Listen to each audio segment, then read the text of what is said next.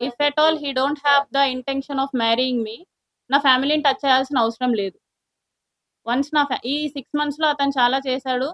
నేను 1 ఇయర్ తర్వాత ఆ అమ్మాయిల గురించి తెలిసినప్పుడు నేను విడిపోదాం అనుకున్నప్పుడు, నా ఫ్యామిలీని ఇన్వాల్వ్ చేయలేదతను.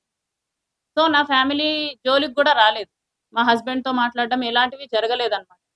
సో, ఈ 6 మంత్స్‌లో మా బ్రదర్‌తో మాట్లాడడం, మా హస్బెండ్‌తో మాట్లాడడం, మా హస్బెండ్ వాళ్ళ అక్కతో మాట్లాడడం ఇవన్నీ చేశాడు.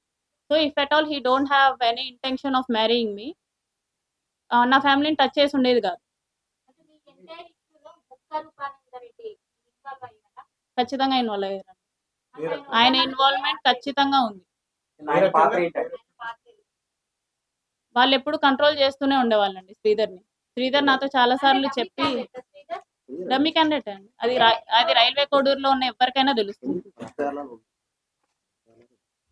యాహ్!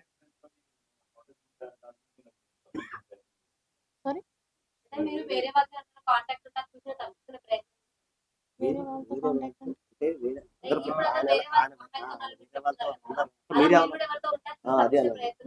నేనెవరితో కాంటాక్ట్‌లో లేను. నో. నేనెవరితో కాంటాక్ట్‌లో లేను.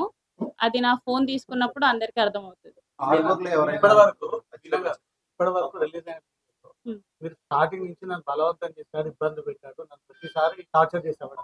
కానీ ఆ వీడియోలు ఎక్కడ కూడా మీరు భయపడ్డట్టు, బెదిరించినట్టు లేదు. చాలా హ్యాపీగా, సంతోషంగా ఒక లవ్ రిలేషన్ నడిచింది. నేను ఈ 1 ఇయర్‌లో జరిగింది నేను మీకు చూపించలేను. ఎందుకంటే నేను ఈ 1 ఇయర్ నేను అసలు రికార్డ్ అనేది చేయలేదు అతని గురించి.